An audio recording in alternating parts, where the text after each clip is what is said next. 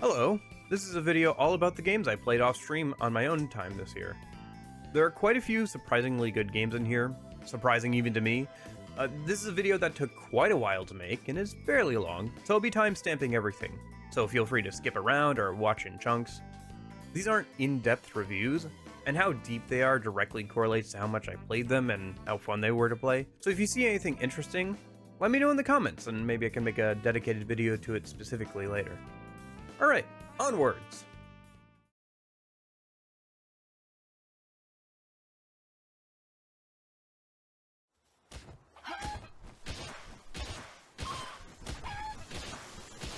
Towards the end of January, I tried Palworld.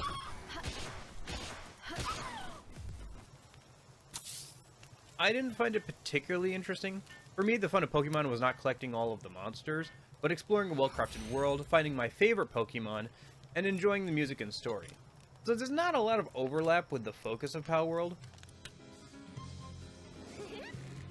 The story was also pretty bare-bones, so I didn't have that to entice me to keep playing alone. I think it would be fun with friends, and I did try that, but without dedicated servers, it lagged pretty bad. One thing I really appreciated was the amount of flexibility this game gives you with its settings. You can really speed up progression in things if you'd like it to be a bit more of a sandbox game, and I appreciate that. It would be nice if more survival or sandbox games gave you more options when creating a world. Although I understand that sometimes a game has finely tuned its difficulty to create a certain experience, and that amount of options is likely to be overwhelming for most people.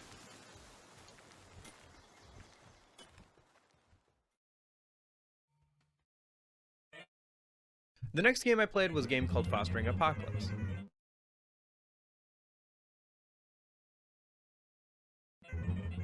It's a very short game, coming in at about 30 minutes to get both endings. The story is very similar to The Last of Us, with a focus on a parent and adopted child traveling across a post-apocalyptic world.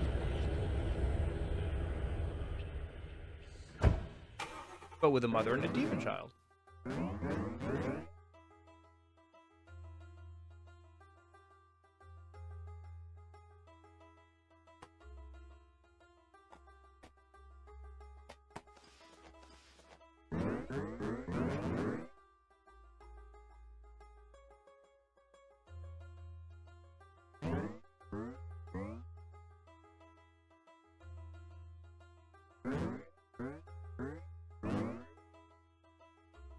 The art style is pretty good and the writing's decent. It's an easy recommendation if you like story-focused games. It's very easy, very short to play through.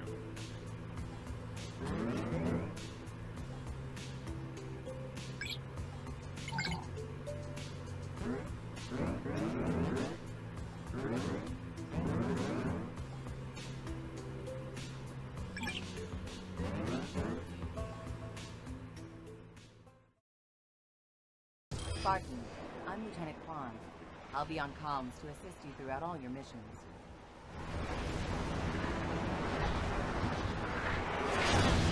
That was a bone rattler.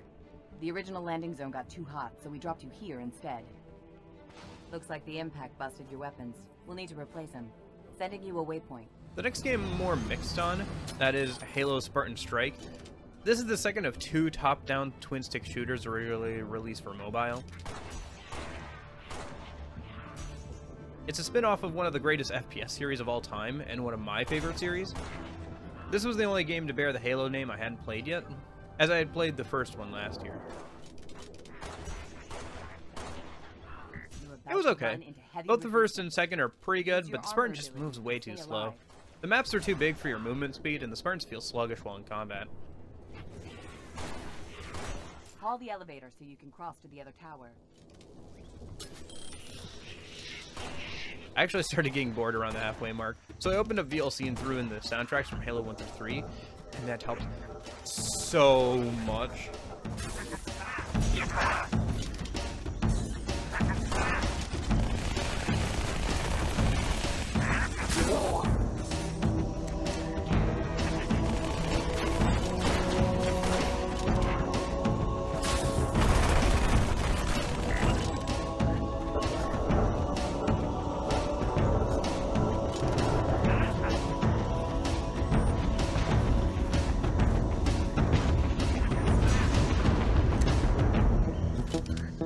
The jammer is shielded. Destroy the shield generators to expose it.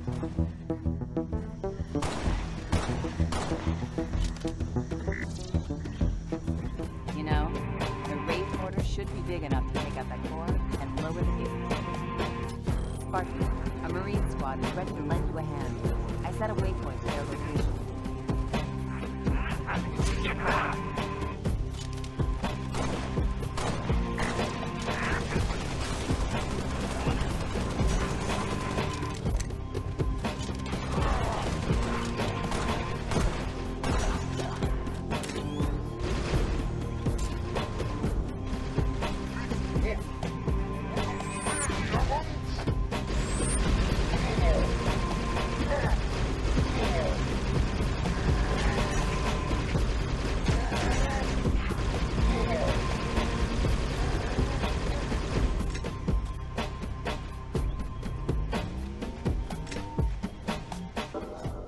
It's amazing how much music can change your experience with a game.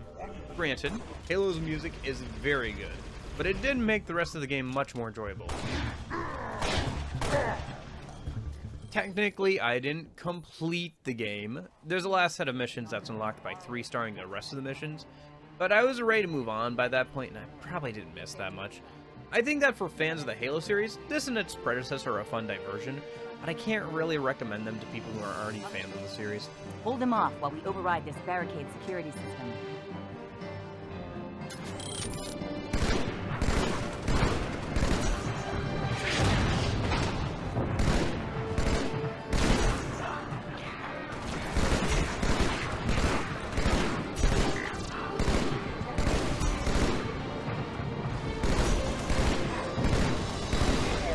Good work, Spartan. Take the Warthog and get the conduit out of New Mombasa. The Pelican is looking good to distract you from an LZ to the north.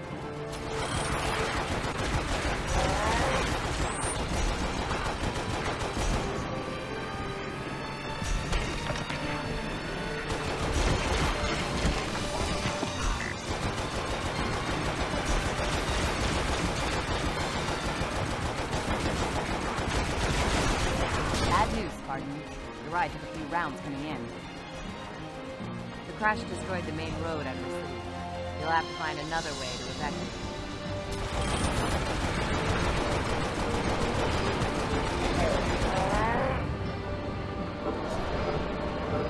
Cut through the park, Spartan. Be advised, it's Covenant-controlled ground.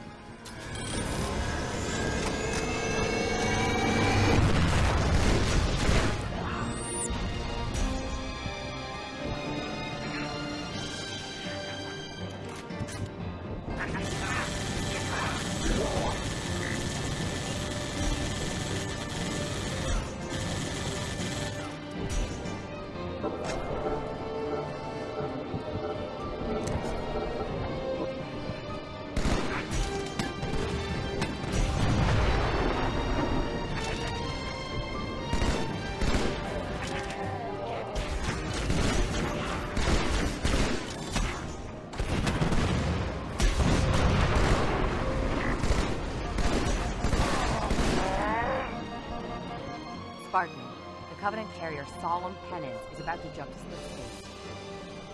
When it does, New Mombasa will be leveled. Get out of the city. Move!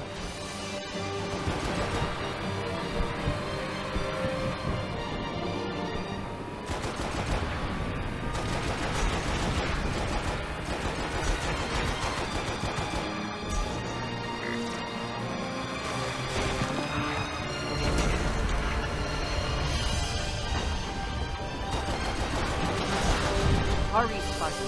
It's about to jump to split space. Go!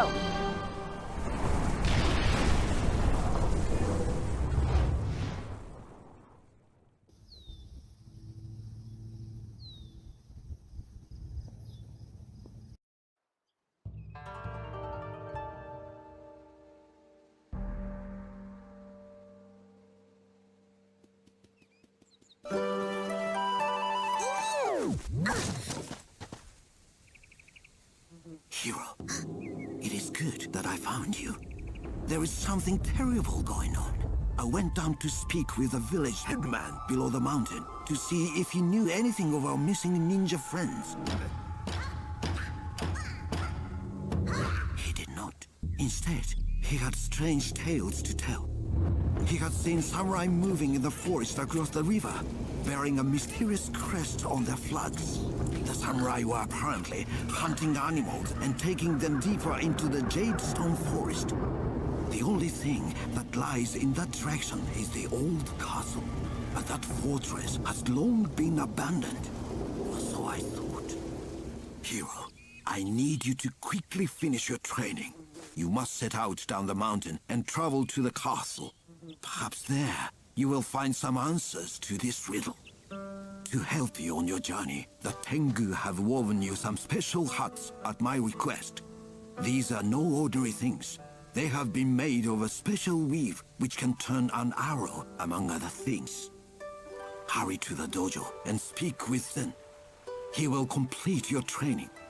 When you are finished, I will be waiting for you at the main gate of the village. Starting out strong this season with a game I didn't finish. This is an old Xbox 360 game called Mini Ninjas. I remember playing the demo multiple times as a kid, and after playing it, it's a kid's game.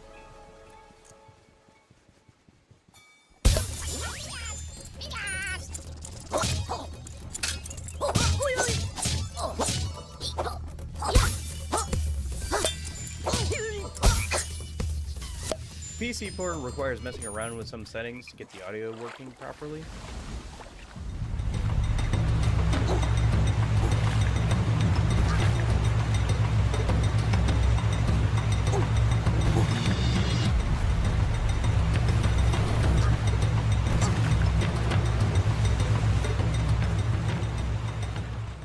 I will say, especially for the Xbox 360, the game looks great.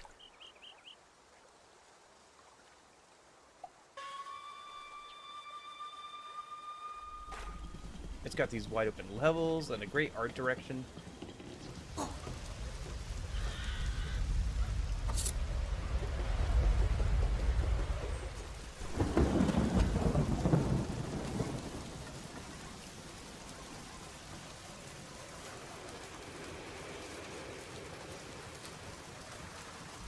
That said, I got bored about halfway through.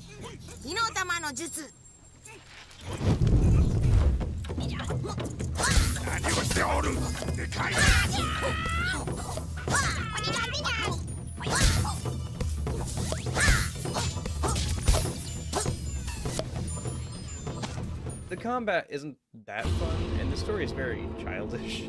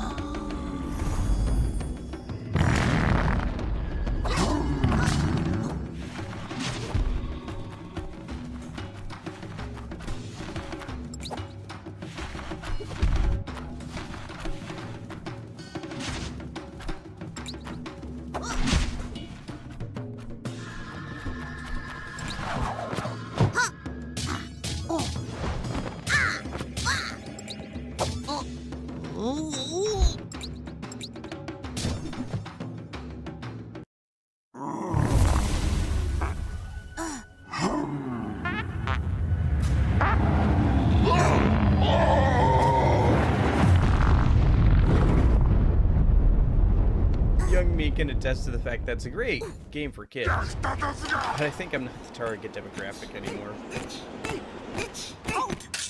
Ah, it's you. We've come with important news for our master. Again? Hope it's good news this time.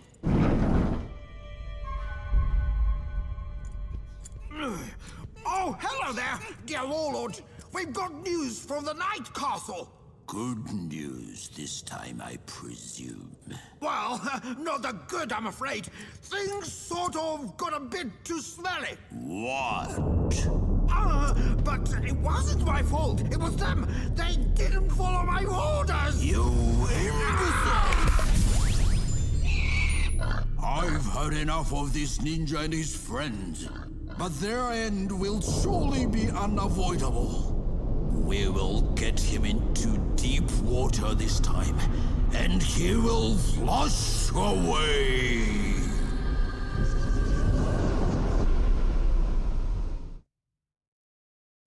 Stack up.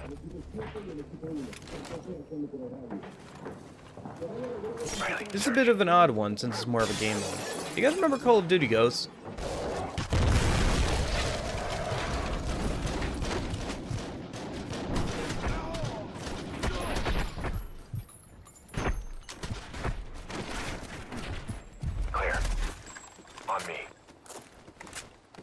Generally not well liked, but it did have a unique PvE mode.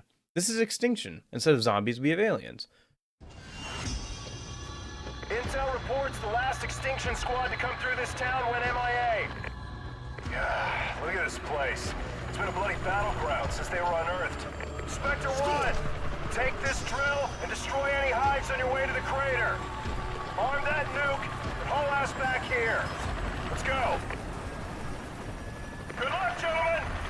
Roger that. Spectre 1 copies. Cryptids, to be exact. Now, obviously the game mode is meant to be done with 4 people, but it's possible to run it with only 1 person, at least on normal difficulty. Attacking the drill! Electric fence is live. Electric fence is live. Scorpion! Fire trap set.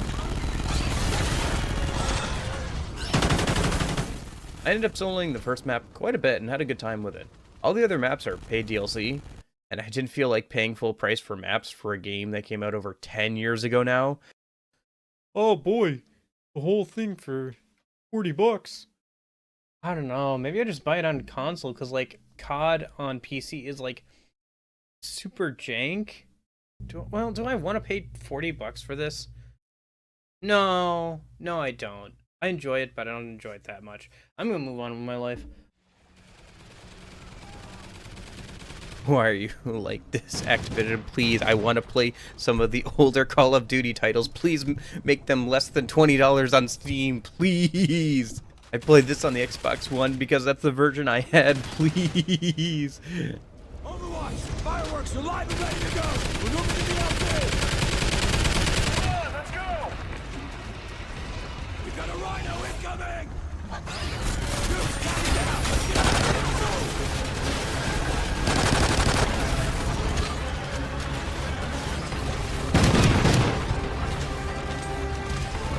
Watch out, meteors!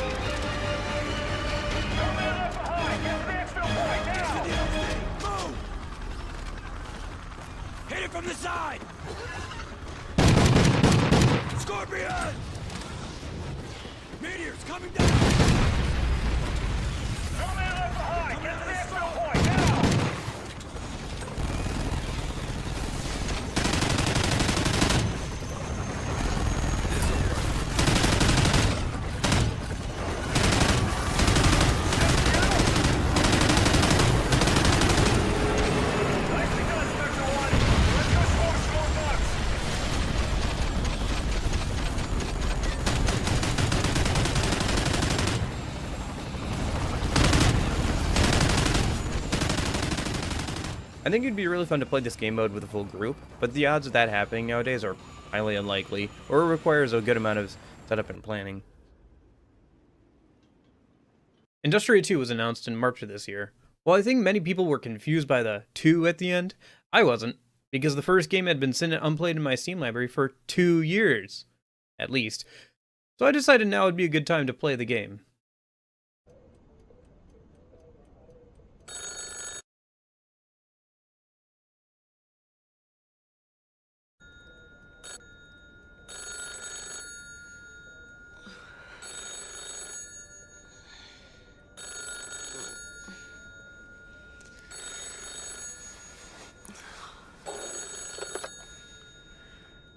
Hello?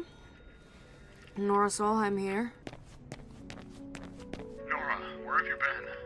Walter? Wait, I just came in from the office. I just fell asleep on the sofa. I was dreaming of really weird things.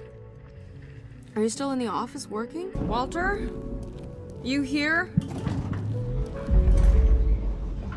Yes, I saw you leaving. Listen, our central processing unit, Atlas, is out of control. I just discovered parts of it all over our servers. We'll just shut it down then. Impossible. It's spread too far already. But there is something else. People are gathering at the checkpoint Bornholmerstrasse. It's happening. Comrade Shabowski publicly said that the wall is open in a press conference just 1 hour ago.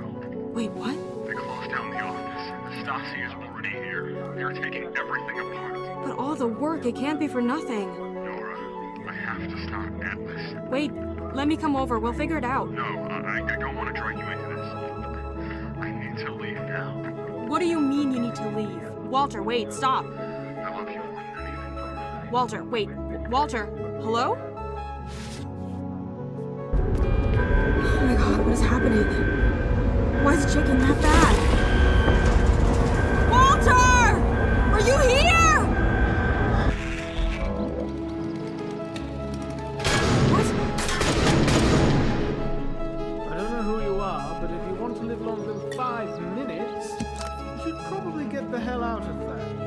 You did it. You brilliant idiot. Walter! Walter! I'm coming for you, Walter. You can't leave me here.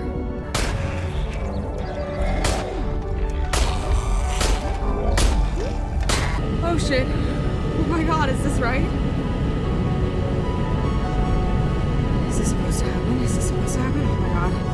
So, where is everyone? What happened here? Well, the whole town was evacuated after years of war. Atlas was too strong. Oh my god. Okay. Holy shit. This is the man I'm looking for. Where is he? Strong against the metallic evil outside our city walls. You're looking for Rosendahl. No. Yes, I'm looking for Walter. Walter Rebel, not Rosendahl.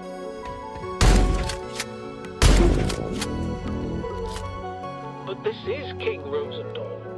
Walter Rosendahl. It's his voice, his recording.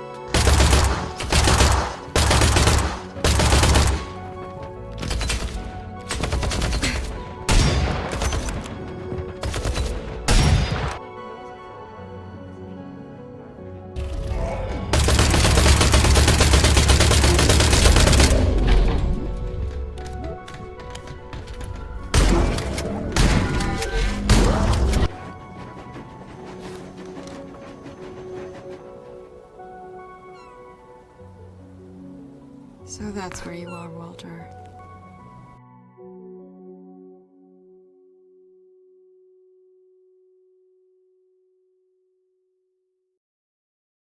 This is by far one of the best 5 out of 10 games I've ever played. If what you've seen already seems interesting, please check it out, as it's likely on sale when this video goes out. I really hope that Bleak Mill can improve upon the gameplay with the sequel and make an amazing game. And given that gameplay trailer, I think they will. It reminds me a lot of the Metro series, which is a compliment in my book.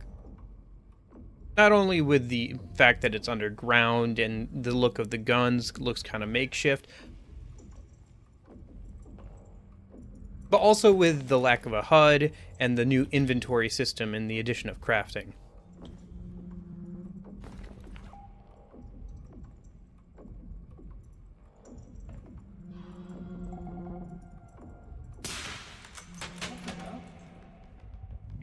I'll definitely be looking forward to playing the sequel when it comes out. And apparently it's supposed to be a trilogy. So, if the sequel's good, got even more to look forward to.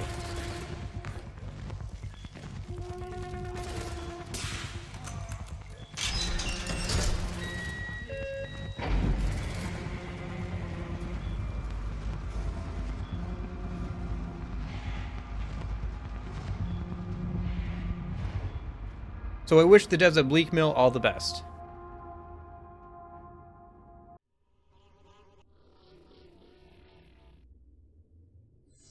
Darwinia, like Mini Ninjas, was a game I played the demo of back on the Xbox 360 a lot. It's a pretty interesting game. It's a mix of an RTS and puzzle game. It's a very relaxed game, allowing you to work towards a solution with little to no pressure being put on you to get things done. Which is good, since you can't control the Darwinians directly.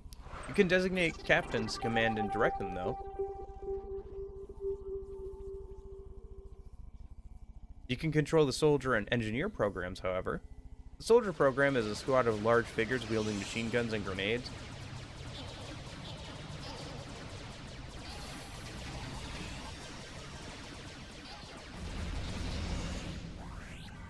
While the engineer resembles the flying ships from Tron and can capture buildings for your own use and collect souls to spawn new Darwinians.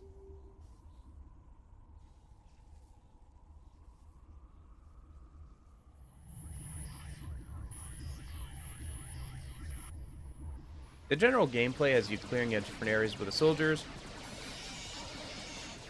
having engineers capture all nearby structures and harvesting souls to spawn more Darwinians, and finally directing Darwinians to different structures to complete goals and reactivate facilities such as the mining operation.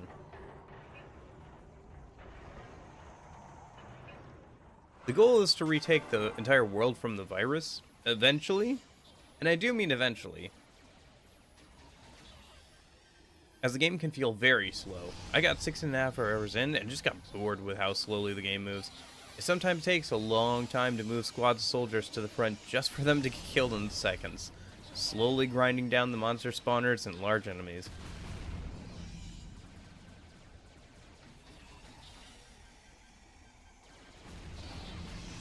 There are upgrades for the soldiers, such as better lasers or grenades, or swapping out the grenades for an airstrike. All this takes IRL time to research. Also, explosives tend to do more damage to your own squad of soldiers rather than the enemies in my experience. Maybe if I'm looking for a bit more relaxed RTS experience, I'll try this one again.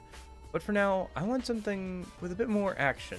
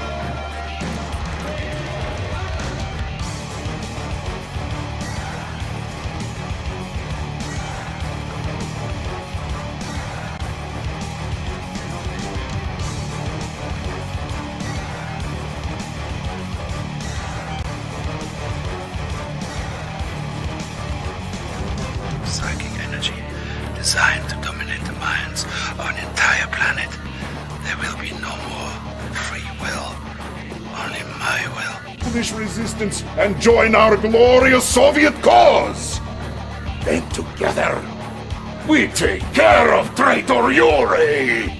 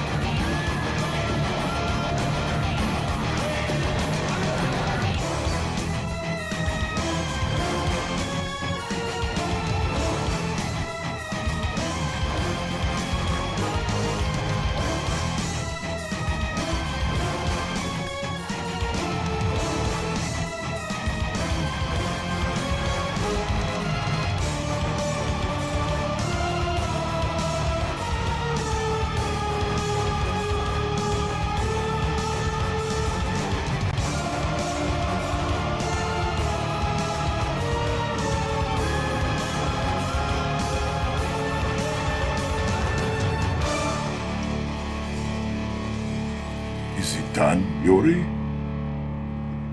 No, Comrade Premier. It has only begun.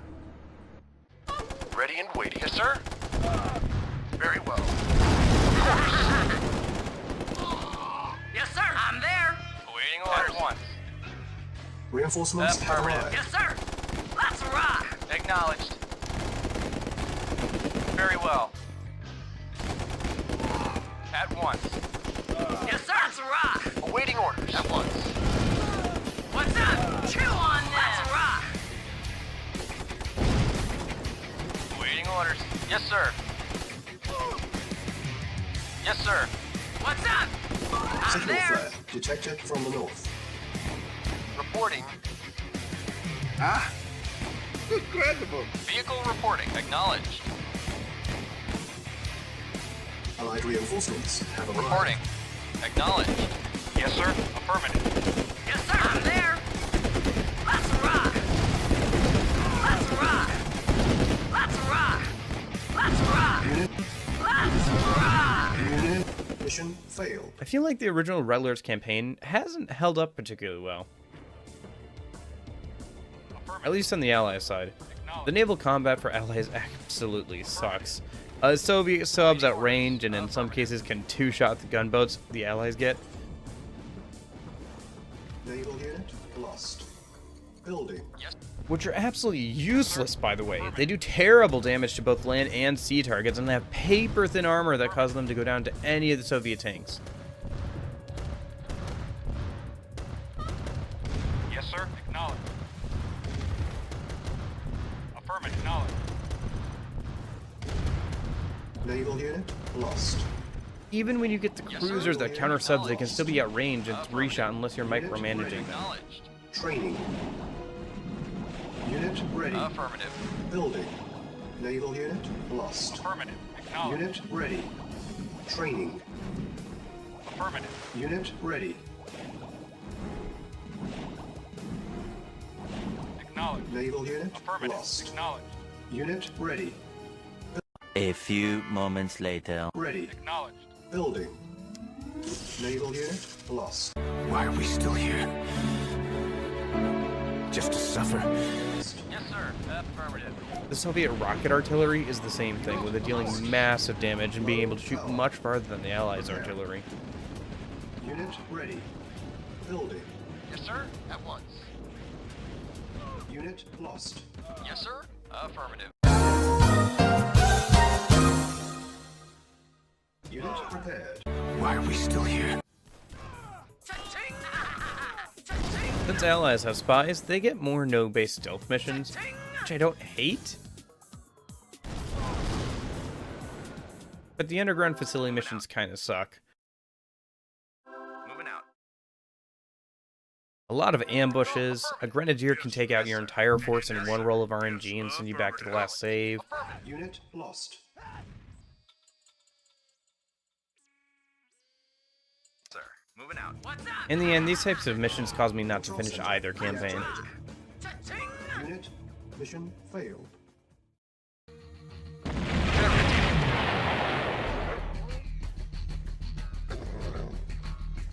Reporting. Very well.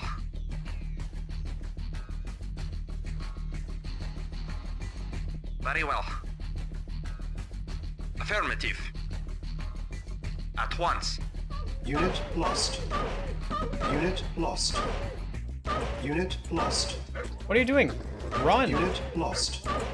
I know Unit Tanya lost. can die to dogs because Unit she's done it. lost. Whatever, I don't care. No, I'm Battle done. control I'm done. terminated. I'm done. I'm done. Sorry, new microphone. Anyway, if the original Red Alert wasn't as good as I remembered, then Red Alert 2 is even better than I remember. New objective received.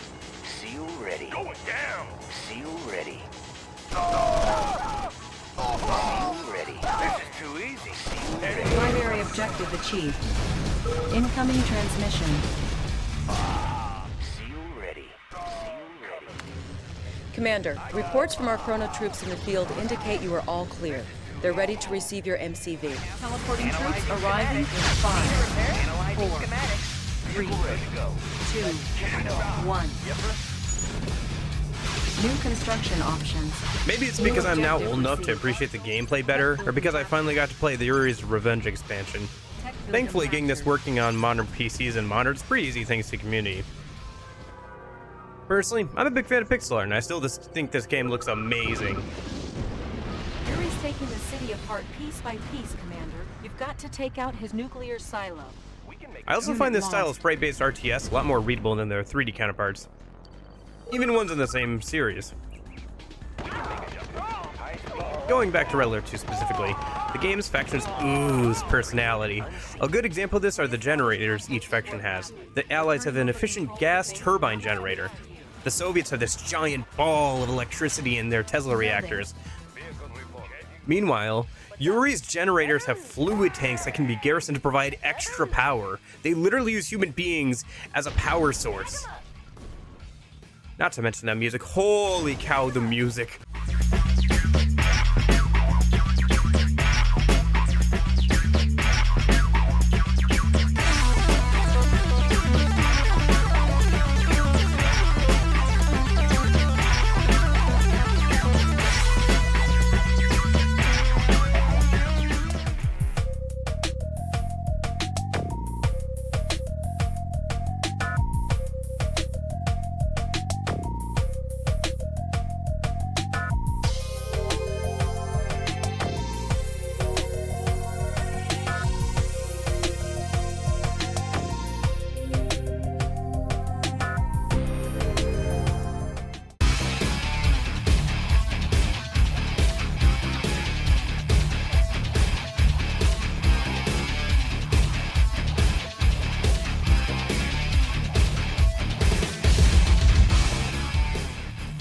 I can't explain how fun this game is to play just through words. And somehow the expansion is even better than the base game. Maybe it's the fact that you start out with a higher tech level. Maybe it's the introduction of the Yuri faction as an enemy. Maybe it's the mission as the Soviets where you fight Yuri on the moon. This game is just so good. The whole Command & Conquer series recently got put on Steam, which should have its Christmas sale going on when this video goes out. So go check it out. Please?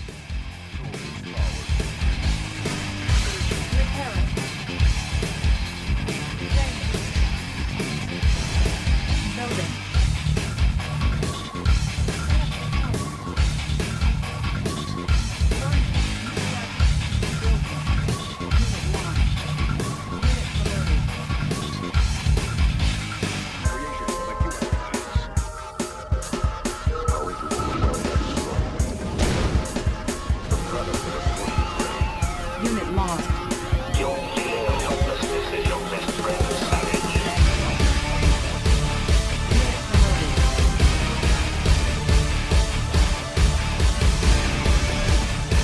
New mission objective. Warning, nuclear missile launched. New construction options. Unit lost. Mission accomplished. Now, I already played Red Alert 3 last year. I was planning on playing it co-op with a Russian friend of mine. Yes, I see the irony in that. But due to the game originally relying on Games Spy, and EA being EA, there was no official way to connect over the internet. We tried a few times for a few hours each time to figure it out, but the community solution just wasn't playing nice with the internet. We could get all the way to the point where both of us were signed in, we were in the same lobby, he would connect to me, and I'd launch the mission, and it just gave up. I'm hitting play, and you're readied up. Connections are in progress, or connection problem detected. Please wait for the connection to finish or kick the player as a connection problem. Failed connection 1-2. So, instead, I ended up playing Red Alert 3 Uprising. This is an expansion / shoot-off of Red Alert 3 with a new mini-campaign and new units. But when I say mini, I mean mini. The Allies get 4 new missions, while everyone else gets 3. The Allied campaign has you dealing with rebellious elements of the Empire of the Rising Sun. The Soviets have you dealing with the evil capitalist machinations of future tech and eventually pushing out occupying Allied forces, while the Empire of the Rising Sun has you repelling a Soviet incursion, currently being overlooked by the Allies, culminating in driving out both the Soviets and the occupying Allies. These are all fun, short campaigns. Shout out to the Soviets for once again having the most fun campaign for their fun Transylvania level and the final confrontation with future tech, where they will periodically stop time. Caution, Sigma Harmonizer activated. Battlefield control temporarily shutting down. Our base is under attack.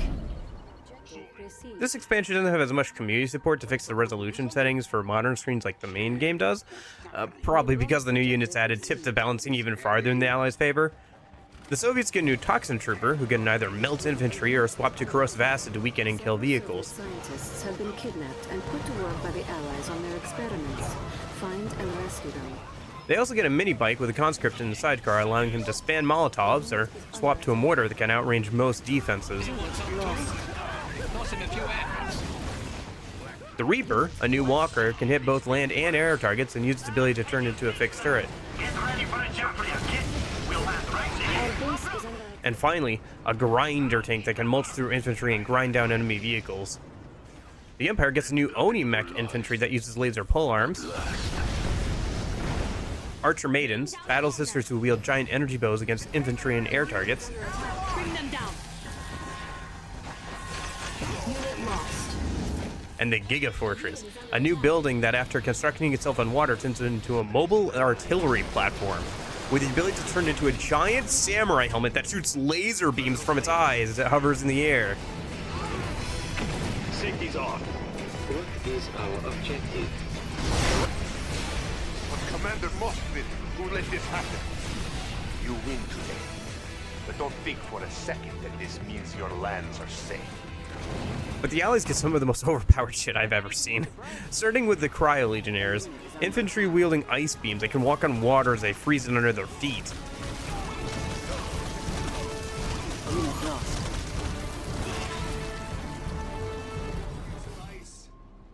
The Pacifier PAV, a hovering tank with a dual chain gun that deploys into a long-range artillery platform. A unit is under attack. Oh, man, that's cool. Proton Collider ready. It's not over. The Future Tank X-1, a giant humanoid tank with dual energy launchers and laser beams to deal with large groups of enemies. Finally, the Harbinger gunship, the final evolution of the AC-130. This thing absolutely mulches any ground forces with its main cannons and machine guns. All these units are really cool, but probably very unbalanced for multiplayer. Not that RA3 is known for being well balanced in multiplayer, but still, I see why people still playing the game competitively have chosen to mostly ignore the expansion. There is a fourth and final mini-campaign that's worth discussing. By now, you may have heard the stories of Yuriko Omega, the mysterious Japanese girl with the terrifying psionic powers. During the war, Allied soldiers claimed that she decimated entire combat battalions using only her mind. Who is this young girl? Where did she come from? And how did she develop these fearsome and fantastic abilities? Yuriko's history is somewhat murky. Some sources say that her real name is Yuriko Matsui, and that Omega is simply a code name used by the military. According to these same sources, she was born in the small coastal town of Tanabe and exhibited paranormal powers from the time she was very young. There are indications that she was scorned by her schoolmates because of her unique abilities. When the government learned of these talents, she was taken away to the Shiro Psychic Research Center run by this man, Dr. Shinji Shimada. He's widely known for his advances in the area of psionic research. What did the scientists at the Shiro Research Center do to this confused, lonely little girl? We may never know exactly, but whatever it was, she was never the same again. She's broken out of the cell! Don't come near me. What's that mean? You think you can hurt me?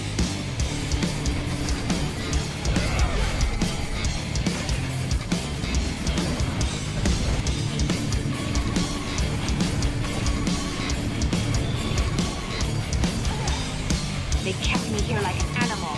I'll just have to bring this whole place to the ground. This is a fun little experiment by the devs. A MOBA-style campaign with the Rising Sun's commando acting as a one-woman army. She has a few unique abilities, with the tech tree being turned into a skill tree, and the ability to mind control enemies to her side. I'm surprised more people don't talk about this. Maybe it's because you still have to click to move and attack. Otherwise, pretty fun. She's there! Warrior, warm her! Good, more food for the slaughter.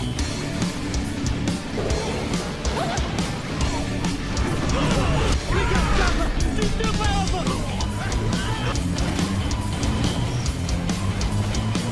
They'll all pay.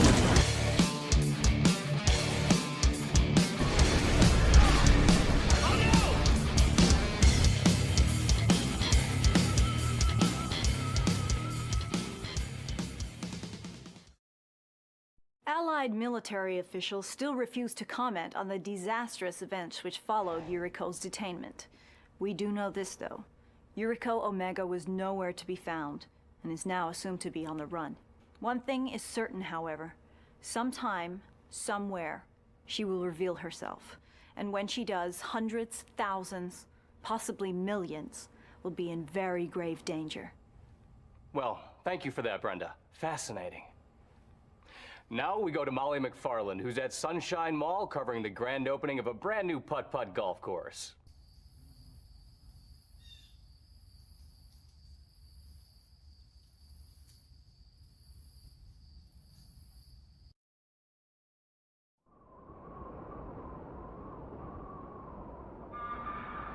Spec Ops: The Line is an interesting game.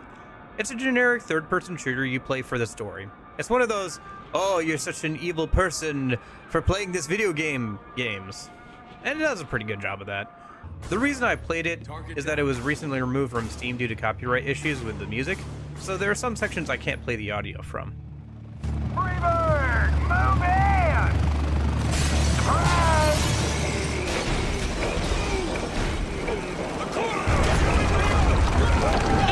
I love this song!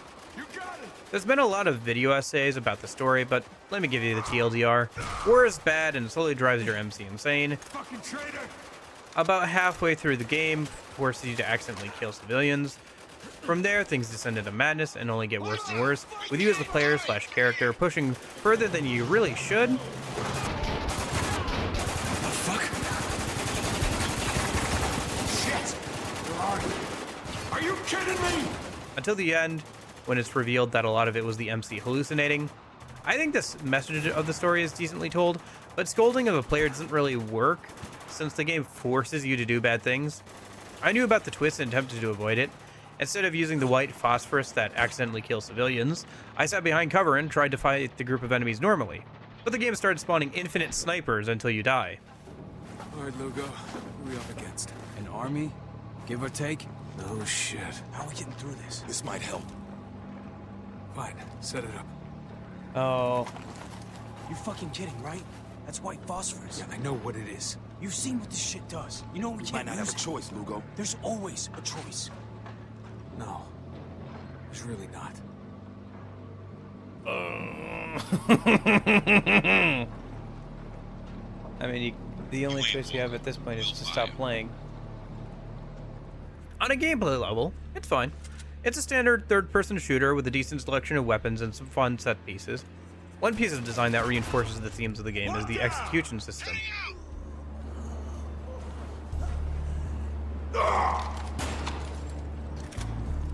Ammo is rather scarce, but by executing enemies, you can get some ammo for both of the weapons you're carrying. Even if it's a rare weapon like a grenade launcher or an LMG. It would explain why Dubai's gone batshit. Good point. So you're heavily incentivized to brutally execute enemies.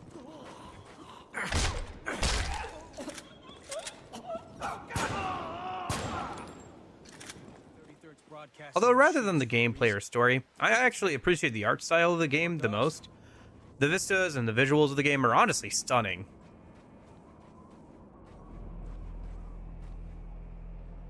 Just that shot of the whole city laid out below you. The mixture of concrete, glass, and sand is just so disquieting. I love it. It's great. 33rd's dangling. Check it out. Signs of the revolution. Bullshit's what it is. Dubai's dying and everyone's trying to help it along. At least the Ravens ain't gonna starve. What the hell? They also put a lot of effort into the main menu screen, with every menu having a diorama and the main menu screen changing to reflect what's going on in the campaign.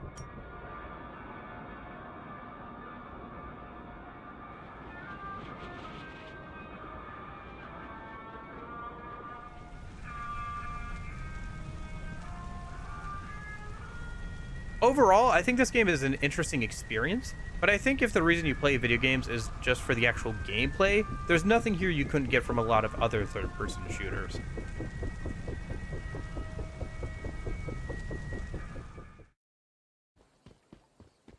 This is a game I ended up playing with that Russian friend of mine since Red Alert didn't work out.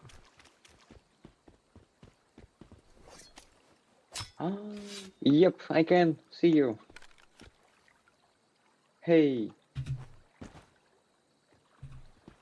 At long last. Where's the crouch? Oh, there is a crouch. See? Yeah. Alright, who has the bigger ass? Well, it's mine probably. I don't know. The gameplay feels pretty generic. Third-person looter shooter. But the setting and art direction really stands out.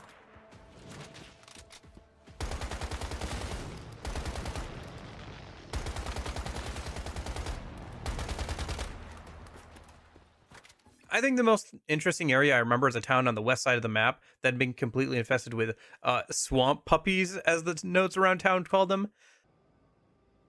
I don't play a lot of online multiplayer games, but I wasn't expecting to enjoy the notes feature as much as I did. Headshot. A lot of them were pretty generic, but some were pretty useful and some were very funny. No, the Fitness Gram Pacer test has a multi-stage aerobic capacity test that progressively gets more difficult as it continues. The enemy designs are all pretty interesting, but fighting them is functionally the same as any other game of the same type. There's some interesting elements with having both monsters and human enemies to fight, but neither stands out as super different. Enemy approaching. Oh, look at him go. Look at him go.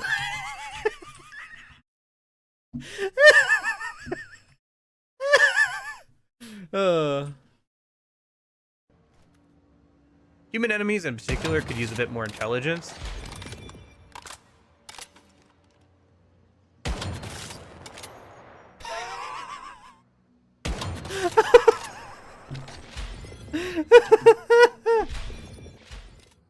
I think it's partially because the game is very easy.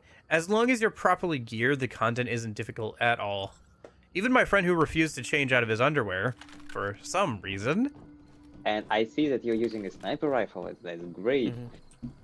I'm still stuck in like Stone Age or like something with my crossbow.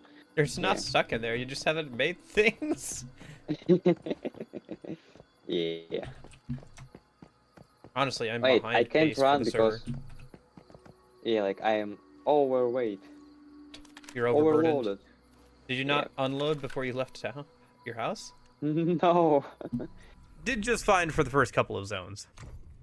Or do I need like 2 more people? Nope. I did this all by myself, so we should be able to do it together just fine. Help! Help me! Shouldn't have tried to take what was yours. Forgive us.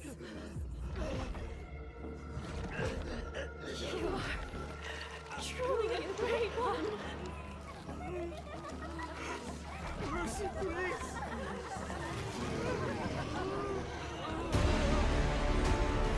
Even without their submission.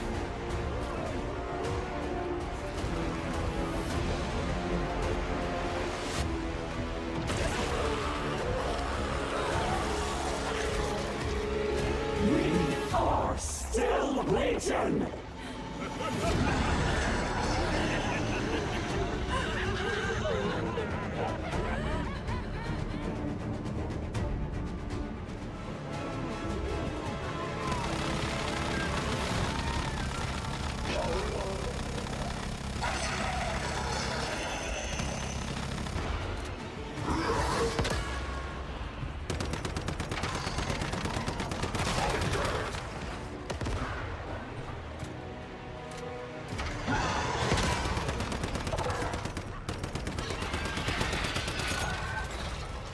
Yeah.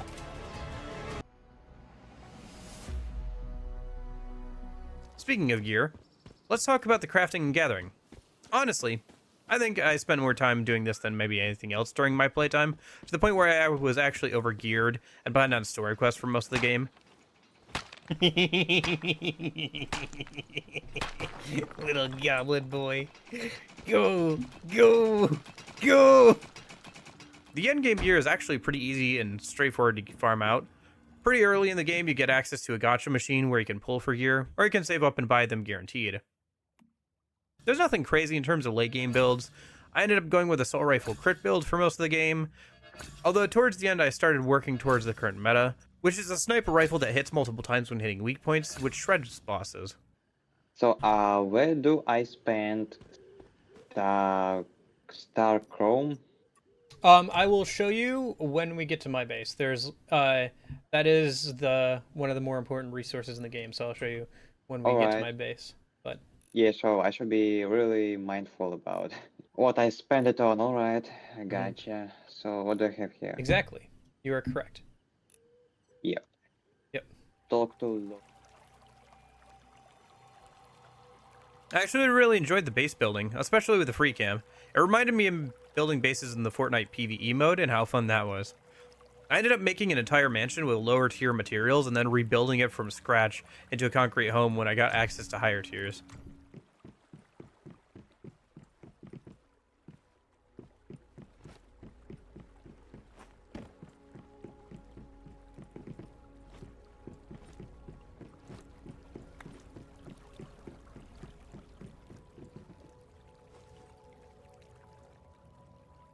I do wish automation was available starting at lower tiers. For reference, we got to the second to last area of the game, and it's only at that point of the game that you get solar panels as your first source of electricity to begin automating things.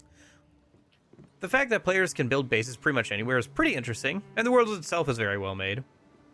The story is a bit of an odd one for me, because the overall story is really meh, but the individual missions tend to have some pretty cool environments and puzzles. For example, there's a cute quest where you take a ghost squid girl on a road trip she planned to take with her dad before she died. It's very wholesome, it's very fun. Her dialogue is pretty good. There's lots of people taking pictures with her and the little notes left around in the locations that you visit with her. Oh, by the way. Wood. Yeah, definitely. Say vultures. Or for example, the one where you get trapped by an entity killing you in a rigged game over and over and over again.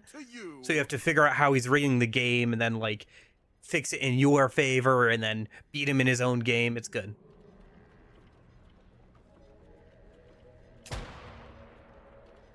I'll be delighted to determine your fate. Or the side quest with Walking Face House on me. I think this one's unmarked. I think you just stumble upon this. There's just like a house on a hill somewhere. You walk inside and then you realize, oh gosh, the house is alive and it's trying to eat me. So these side quests are like really good, but the main story is just kind of I didn't really care about following it too much at all. So, of course, we can't talk about this game without mentioning the seasonal structure of the game. Basically, more and more areas and tech become available over the course of 5 weeks. After you're done with everything you want to do, take the character and either move them to a purgatory space where you can build freely and stash items between characters, or move them to a new server. Presumably, in the future, different types of servers will be available, with new content, maps maybe, and to continue the story. This is pretty interesting.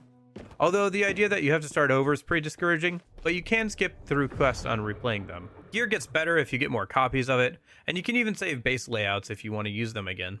It's a bit of a double-edged sword for me personally. On one hand, 5 weeks sounds perfect. I can get into the game, enjoy it for a little while, and then move on until I'm ready to come back to the game in a while. On the other hand, starting from scratch every time could be grating if I was playing all the time. Either way, I really enjoyed my time with the game, and I'll definitely be coming back to the game. If for no other reason than to see that little mining dude spaz out. Oh my gosh, I laughed every single time I saw that. I don't know why it's so funny. It's so good. I like the little box-headed guy. Yeah, they must automate things or, like, defend while you're gone. Look at that dude! What is he doing?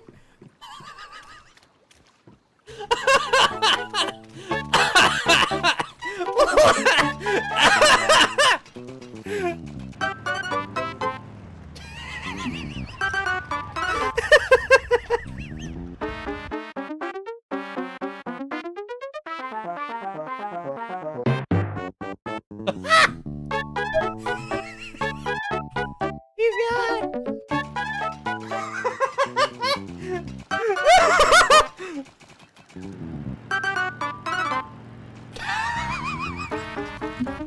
How does that get me every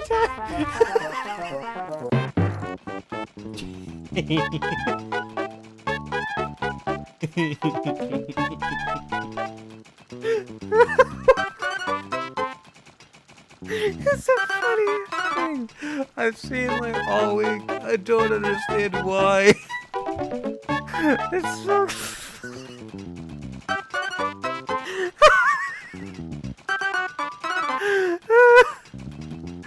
why is this so funny?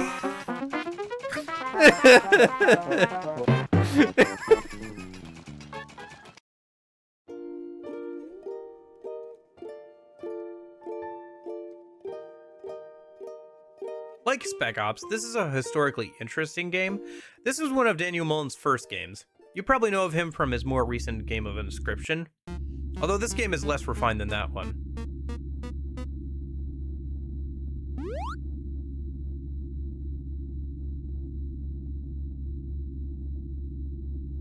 The story of Pony Island has you playing from the first-person perspective of a character in the story, poking around at a computer, solving puzzles, and doing some light 2D platforming to progress. Back in 2018, oh my Pollux, it's been 6 years since 2018. Back when this game came out, fourth wall breaks and meta-narratives weren't as common. I remember watching this game played by Matt, Pat, and Stephanie on GT Live when it came out, and being really impressed by the game. Oh my gosh. Matt Pat has retired. I think I'm getting internet old. I was surprised, but I remembered most of the game from those streams and was able to fly through the puzzles to finish the game in 2 hours. However, the game will probably only take 3 to 4 hours on a blind playthrough. The puzzles are actually a lot of fun, and the platforming sections aren't too hard, and ramp up at a good rate. The only hard part are the sections where you have to glide and shoot enemies at the same time. I think this is a lot like Spec Ops when it comes to recommending it.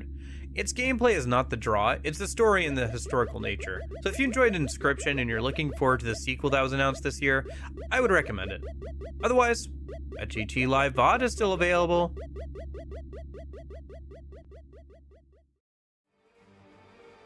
This was a game I was not expecting to enjoy as much as I did.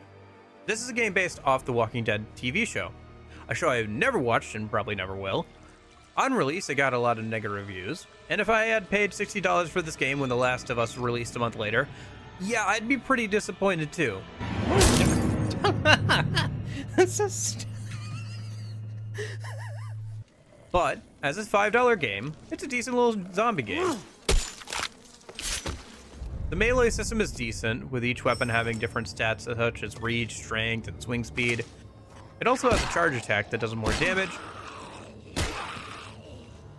and a shove that does no damage but knocks back some zombies to give yourself some breathing room. Which, honestly, maybe the shove should do some damage because you can just keep shoving individual zombies into the wall over and over, and they can't do anything.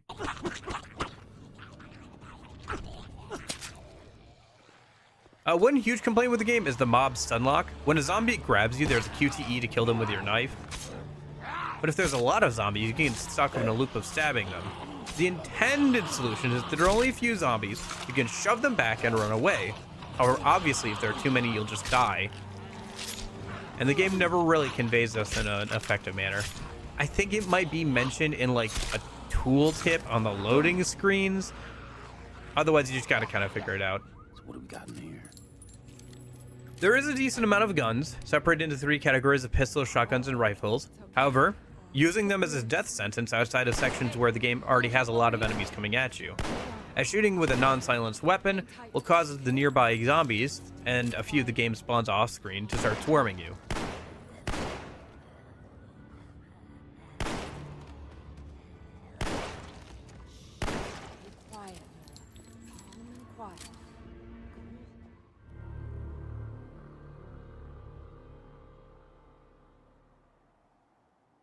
Where's my blade?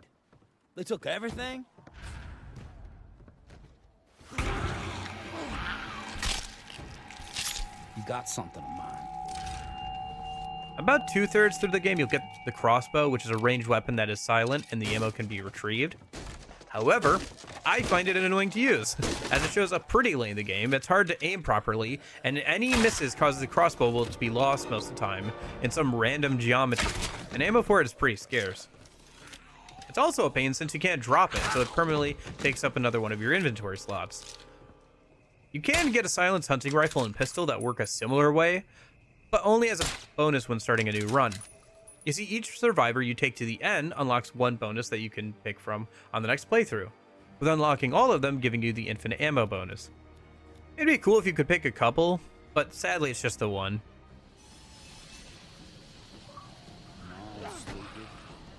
Although I only did 2 playthroughs of the game, mostly just so I could see the alternate locations I missed on the first playthrough. I think it was worth it too.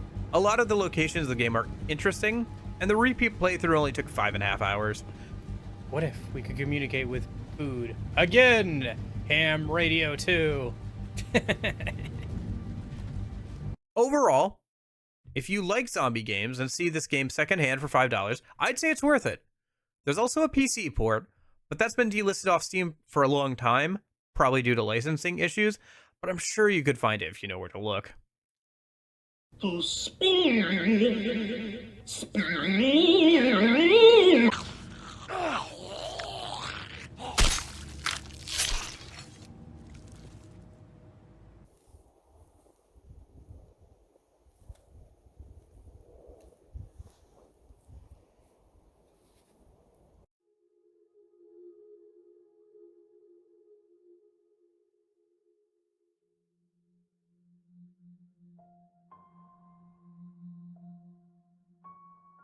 I remember watching both of Markiplier's playthroughs of this game.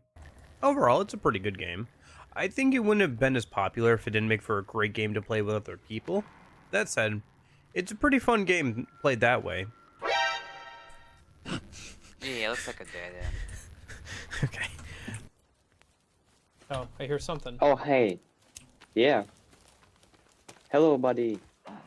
Oh, there are more. The combat on normal isn't too hard with 2 or more people. Base building is a bit laborious if you go all out, but fun enough and fairly flexible in how you build things. And building with friends is always fun, whether you're working together or arguing over where things should go while cannibals knock on the door.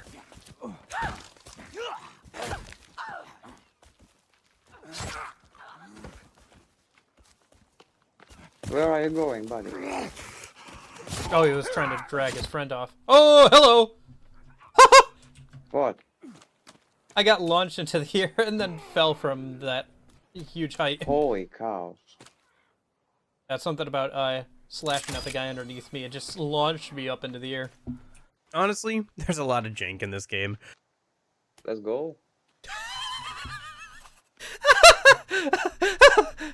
So, okay, hold on. What? Look at me when I go through here. Yeah? I just T-pose through it. I saw the same thing for you. Where I just, like, kind of T-pose through that. The fact that stamina and strength are basically hidden stats with no actual tutorials is awkward. This game is actually fun. I think I enjoy it much more than Once Human. Okay. Of course, yeah. There are no jiggly butts, but, well, there are other advantages. Yeah. The inventory is cool, but can get pretty messy. It says that we can use dynamite on this. To clear the path. Oh, okay. Let me see if I can figure out where dynamite is in my inventory. I guess we could also be using flares for, like, large rooms to see what's going on. Okay, where in the world did I leave my dynamite? The inventory, way inventory is laid out is kind of cool, but it does, like, get very cramped very quickly. Yeah, I can see flares, but I can't see any dynamite on me. My friend lost all of his stuff halfway through because he respawned and then died again to some jank. Do you want me to do... Oh, hey, there you are. If you can't grab your stuff, then maybe we'll have to do that, because we don't want to have to run around and grab all your stuff again. But let's see if you can grab your stuff. If not, then it is what it is. I just can't see the skull mark anymore, and I'm sure I died somewhere around here. Yes, you did. How is your inventory looking? It's like almost empty. Melee combat is fun, but kind of wonky. None of these things are bad, just unpolished. This isn't just my own opinion, by the way. Towards the end of the game, I asked my friend what he thought of the game, and this was his opinion. You know, like gameplay-wise, like there is a great potential in this game. Like, if the world was a little bit more complicated, maybe if there were a little bit more enemies, a little bit more fauna, a little bit more flora, maybe some more biomes, and the map was bigger overall. Yeah, like it could be a great like survival game. Yeah, but we have what we have here, and as far as I know, it's not a AAA project, right? Like it was done by an indie. I'm pretty sure it's like not entirely indie. It's like it's not like it's 2 people or something, but I think it's more like it's like 4 or 5 people. Yes. But still, it's like it's not a full-fledged game studio with like hundreds of workers. Yeah. So I think the game is pretty decent. Like. For how small the team was, like that made this game, yeah, it looks great, but it kind of lags, in some ways, yeah. So you're hoping that the sequel will add on some of that stuff? Yep, I really do hope so. I think it's a great game to play with a friend or two, but I can't imagine playing this alone. I feel like it would be very lonely. I played this game on and off all year, and honestly, I've been doing that since August of last year. I planned on 100%ing the game and getting the last achievement by leveling up all the characters in time for this video. At the start of the year, I had 28 characters I hadn't maxed out yet. Each character takes roughly 2.5 hours to max out. This equals out to about 70 hours, which is doable over the course of a year. Since it's a very fun game to just turn off your brain and listen to a podcast or watch a video while playing. By the start of November, I was down to 17 characters, and I'd realized I'd have to pick up the pace if I wanted to finish in time for the video. So I got to work and doubled down on finishing the game. Then, on November 15th, it happened. I had about 10 characters left, and the game gets an update. A big update. A massive update. 9 new characters, 4 more stages, a casino, material farming, entire Jump King inspired side mode, a bunch of new outfits for the existing characters, new weapons, new quality of life updates, new super weapons. Honestly, this added probably another 30 hours of content. Seiyu is a mad lad. I can't believe he marked this as version 1.7. He hasn't even reached version 1. I actually didn't get to all the content. I did all the mining stuff and tried to do the other 2 things for a little bit. I didn't even touch the new characters or stages. Instead, I just decided to finish what I originally set out to do and level up all the characters available before the update. You know, at first, I was kind of stressing out, thinking I had to get all this done this year. I had promised myself I would, but there simply just wasn't enough time between the holidays and trying to finish this video. I felt kind of bad, like I let you guys down. How could I recommend a game I hadn't even finished? But then I realized, what the heck, this game is free! I've played it for over 100 hours, why do I need to play more to recommend the game? It's free! Add it to your Steam library! Try it now, please! This last section will just be me giving some closing thoughts over the long, dark gameplay. The game itself is fine. Very pretty game. Too slow and realistically inconsistent for me. I tried both the story and the survival mode on normal difficulty. In the story mode, the survival elements I felt got in the way of telling an interesting story, although what was there and what I saw was fairly interesting. Hello? Anybody here? Hey. Hey, wake up. Holy shit! Wait! Hold your fire! Get back. Okay. Just take it easy. Why are you here? I saw the smoke from your chimney. Outsider. What? Thought so. Mainlander. Outsider. I don't recognize your voice. And you haven't left like the others. So, must be a mainlander. Someone who doesn't know any better. My plane, I crashed in the mountains nearby. I'm looking for someone who crashed with me. A friend. She might be injured. I haven't seen her. Listen, could you maybe point that gun someplace else? You think because my eyes are covered, I can't see you? Make the wrong move, say the wrong thing. You'll see how good a shot I am. And in the survival, I found that being punished for walking, which causes hunger and energy to drain more quickly, was just kind of annoying. Why is walking causing sleep and hunger to go down faster? I guess it makes sense that you're, like, getting tired more quickly and, like, hungry more quickly by walking. But it's just walking. How am I supposed to play this game if I can't even walk? I thought about this, and I think the reason why I have a problem with this game over something like Project Zomboid is that things react like you would expect them to in Zomboid. This game is trying to be a very detailed survival sim, but then HUD markers will appear on the top and right, and I have no idea what they do after all my time of playing.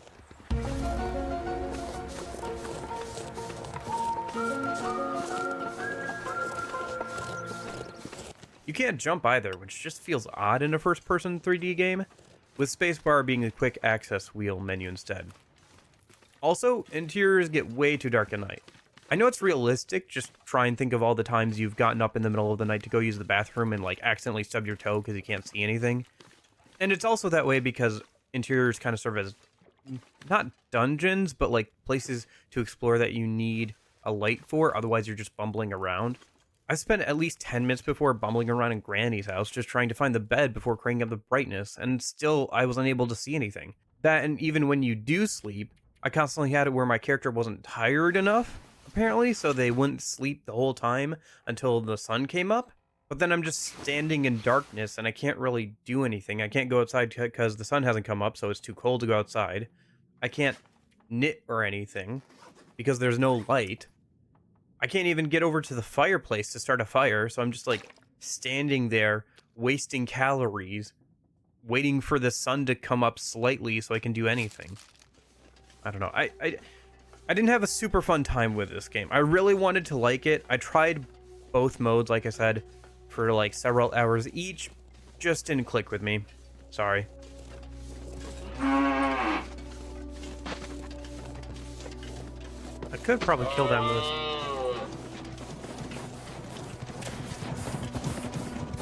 Fudge, dude. What the heck? This is so stupid. I was just trying to avoid it. I didn't even get close. I could have shot that with the pistol and been just fine.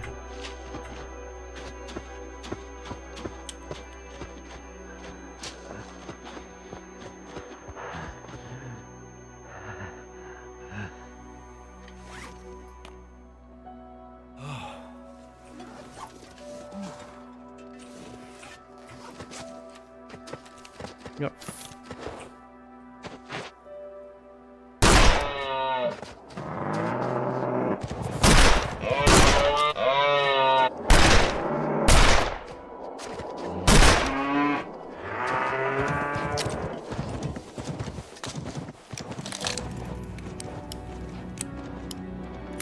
Fudge you, buddy.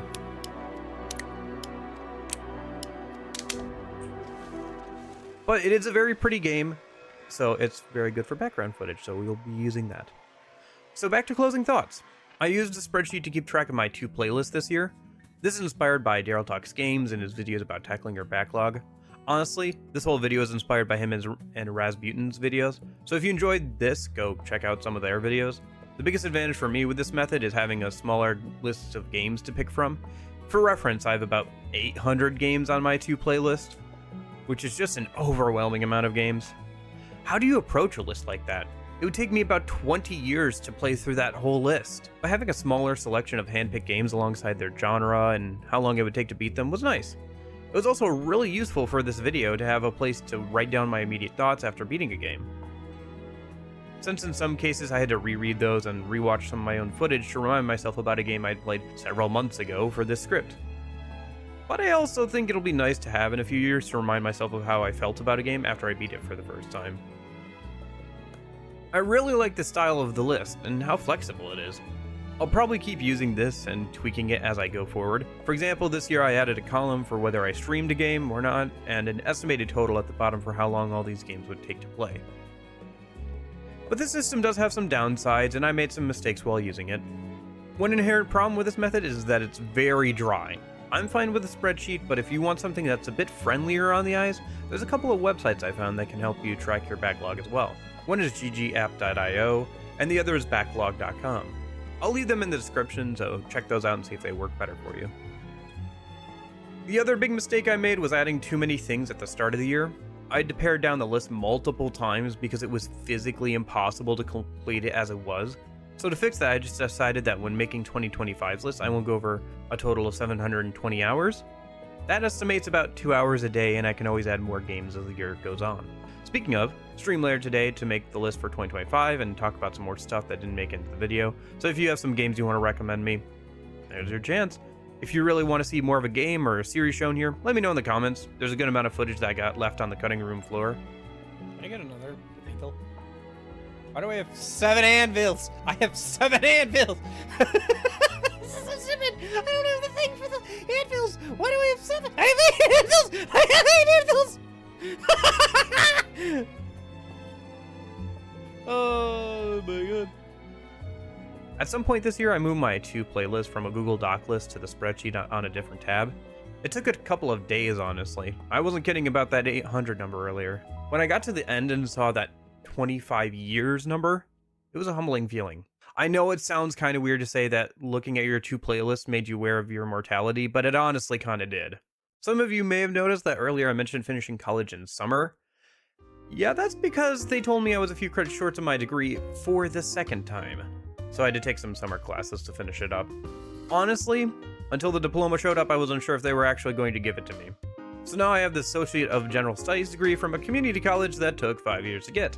Honestly, the only wins here are that I learned more about time management and I'm not in debt. So I guess I got something other than just a piece of paper out of it. Well, at least I won't be one of those successful YouTubers who dropped out of college. Wait.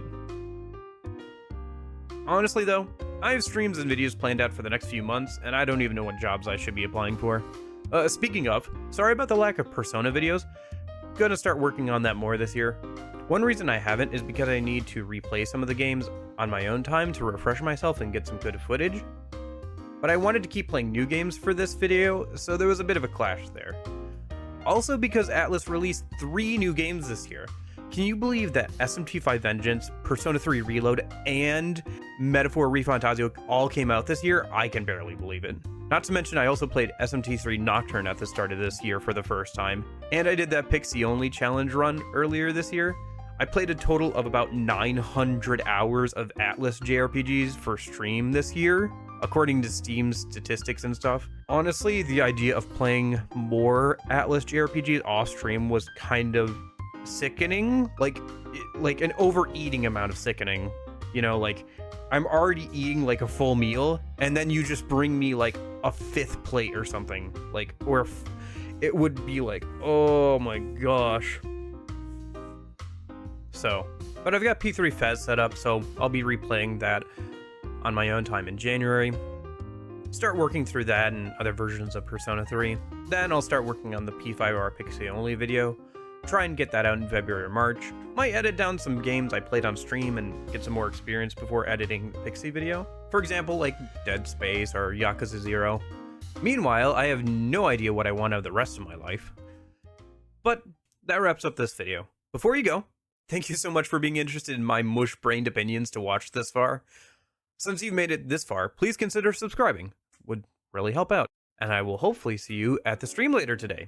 Otherwise, hope you have a good rest of your year, what's left of it. And in case I don't see you, hope you have a good afternoon, good evening, and good night.